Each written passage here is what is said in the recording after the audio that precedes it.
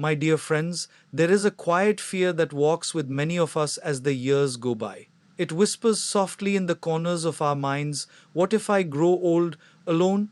Not abandoned, not unloved, but simply alone. And yet, today I want to gently challenge that fear. Because being alone and being lonely are not the same thing. Let me share with you five silent truths, truths that don't shout, but softly transform your life when you truly understand them. Truth 1: your relationship with yourself becomes your greatest companion, my dear friends. Let me begin with a simple but uncomfortable question. How much time do you truly enjoy spending with yourself? Not scrolling your phone, not watching television, not distracting your mind, just sitting with yourself. For many people, this feels difficult because somewhere along the journey of life, we became strangers to our own inner world. Let me share a story. There was a man named Ramesh. He had lived a full life, raised children, built a career, fulfilled responsibilities. His house was once filled with laughter, noise, and constant activity. But as years passed, the house grew quieter. His children moved abroad. His wife passed away. Now it was just him. Visitors would come occasionally and whisper with sympathy, he must be so lonely. But what they didn't see was this. Every morning, Ramesh would wake up early, prepare his tea, sit by the window, and simply observe the sunrise. There was no rush, no pressure, just a quiet smile on his face. One day, a neighbor finally asked him directly, don't you feel lonely living like this? Ramesh paused and said something profound. For most of my life, I was surrounded by people, but I never truly met myself. Now I live alone, but I am finally in good company. Isn't that powerful? You see, loneliness does not come from being alone. It comes from being disconnected from yourself. When we are constantly surrounded by people, we often define ourselves through roles: parent, spouse, professional, provider. But when those roles slowly fall away, we are left with the question, who am I without all of this? Aging alone gives you the rare opportunity to answer that question. You begin to rediscover simple joys, your thoughts, your preferences, your pace of living. You start listening to your own mind instead of the noise of the world.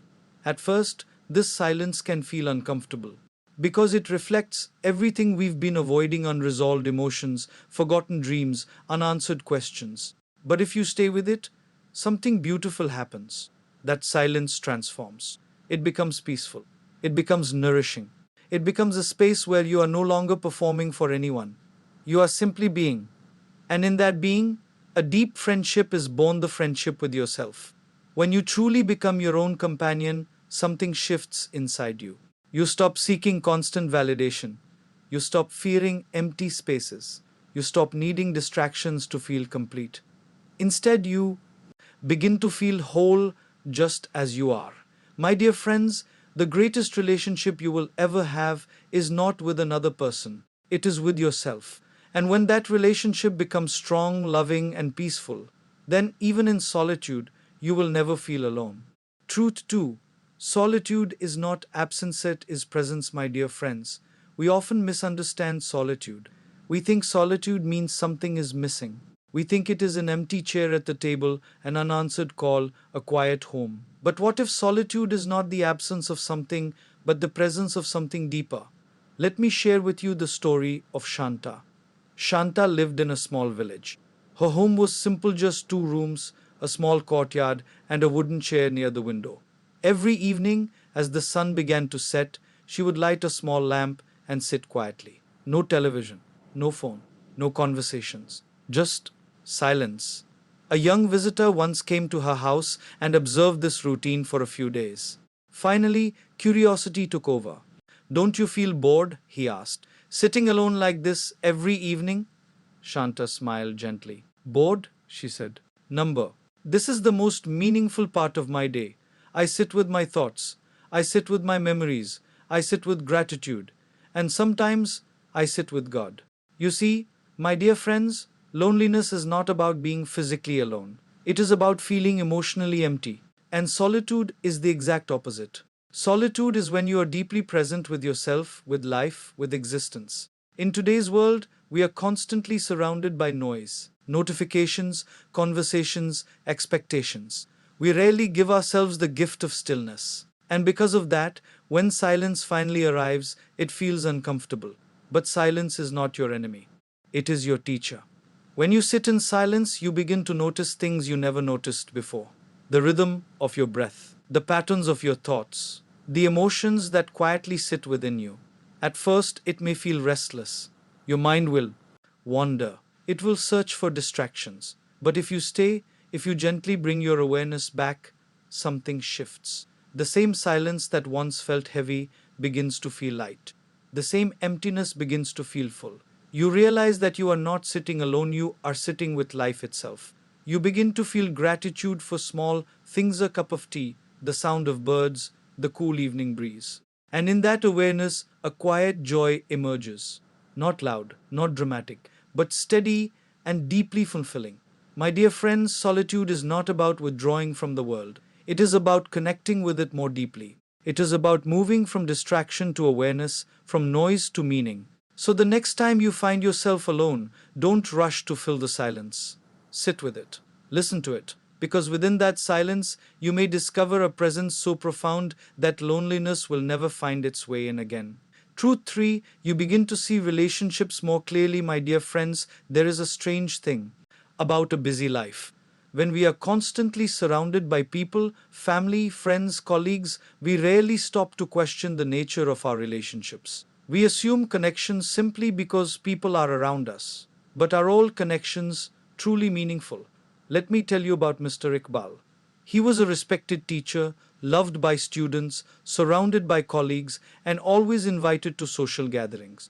His phone never stopped ringing, his calendar was always full. Then came retirement. Suddenly, the calls reduced. Invitations became rare. The busyness disappeared. At first, it felt like something was lost. But after some time, something else emerged: clarity. Mr. Iqbal began to observe his relationships more carefully. He realized that many of the people who were once constantly present were connected to his role, not to him as a person. They were part of his routine, not part of his heart. But a few people, just a few, remained. A former student who called just to ask, "How are you?" A friend who visited without any reason. A neighbor who sat with him in silence. And those few connections felt more real than all the noise he had before. One day, he shared something beautiful. When life becomes quieter, you stop chasing people and start recognizing who truly walks with you. Isn't that powerful? You see, aging alone doesn't reduce your relationships, it refines them. It removes the unnecessary layers and reveals the truth. You begin to understand that not all companies bring comfort. Sometimes being surrounded by the wrong people can make you feel more lonely than being by yourself. And sometimes a single genuine connection can fill your heart more than a crowd ever could. When you spend time alone, you also begin to value quality over quantity. You no longer feel the need to impress, to please, or to maintain relationships that drain your energy. Instead, you start choosing connections that nourish your soul. You listen more deeply. You speak more honestly. You appreciate more sincerely. And most importantly, you become more comfortable with letting go. Letting go of expectations. Letting go of superficial bonds. Letting go of the need to be constantly surrounded. My dear friends, clarity is a gift, and solitude offers you that gift. It helps you see who truly matters and who was simply passing through. And when you embrace that clarity, something beautiful happens. You stop fearing loneliness. Because you realize that even one meaningful relationship, combined with a peaceful connection with yourself, is more than enough to live a full and content life. Truth 4: you discover freedom you never knew you needed, my dear friends. For most of our lives, we are guided by responsibilities. We wake up for others. We make decisions for others. We shape our lives around the needs and expectations of others. And slowly, without even realizing it, we forget to ask ourselves a simple question: what do I truly want? Let me tell you about Meena. Meena was 72 years old. She had spent her entire life taking care of her family, raising children, managing the household, supporting her husband. Her days were always full, her time always occupied. Then one day, everything changed. Her children moved out. Her responsibilities reduced. Her home became quiet. At first, the silence felt unfamiliar. But then something unexpected happened. One morning, she picked up a paintbrush, not because she had to, not because anyone asked her to, but because she felt like it. Her family was surprised. Now? They asked. At this age? Meena smiled and said, all my life, I lived according to what was needed. Now I want to live according to what I feel. And she began to paint. Every day she would sit by the window, colors spread around her, completely absorbed in the moment. She wasn't trying to impress anyone. She wasn't trying to achieve anything. She was simply expressing herself. And in that expression, she found joy. My dear friends, aging alone often brings something we never expected: freedom. Freedom from expectations. Freedom from constant responsibilities. Freedom from the pressure to perform. And yes, at first, this freedom can feel uncomfortable because we are so used to being needed that we forget how to simply be. But once you embrace it, it becomes a beautiful gift. You begin to live at your own pace. You eat when you are hungry, not when the schedule demands. You rest when your body asks for it. You explore interests you once ignored. You rediscover your curiosity. Maybe you start reading again. Maybe you take long walks. Maybe you learn something new. Or maybe you simply sit and enjoy the moment without feeling guilty. This is not selfish. This is self-connection. My dear friends, freedom is not about doing whatever you want. It is about being true to what your heart gently whispers. And when you begin to live in that alignment, something shifts within you. Life becomes lighter, moments become richer, and loneliness quietly disappears. Because when you are fully engaged in your own life, when you are truly present with yourself, you don't feel like something is missing. You feel like you have finally arrived. Truth 5. Connection is a choice, not a condition, my dear friends.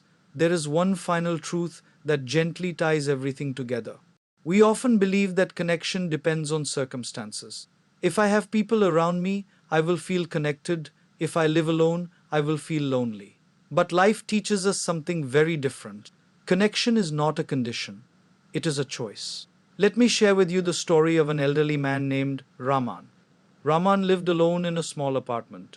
He had no close family nearby, no constant visitors, no busy social life, and yet he was one of the happiest people in his neighborhood. Every morning he would step outside, greet people with a warm smile, and ask, how are you today? Not as a formality but with genuine interest. He volunteered at a local hospital, spending time with patients who had no visitors. He listened to their stories, held their hands, and offered comfort. Someone once asked him, you live alone. Don't you ever feel lonely?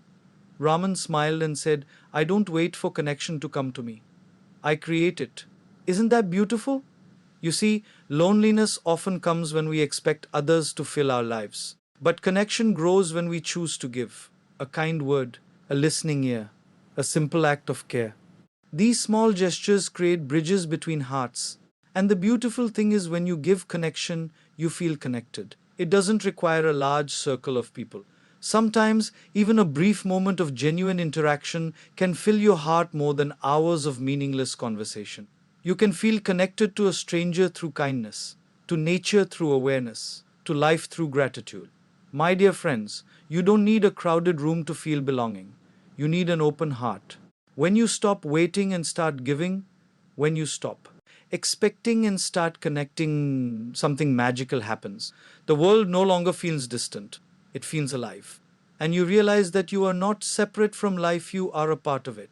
So even if you are physically alone, you are never truly disconnected, because connection is always within your reach. It is in your smile, in your kindness, in your willingness to engage with life. And when you live with that awareness, loneliness doesn't stand a chance. Because you are no longer waiting for connection, you have become the source of it.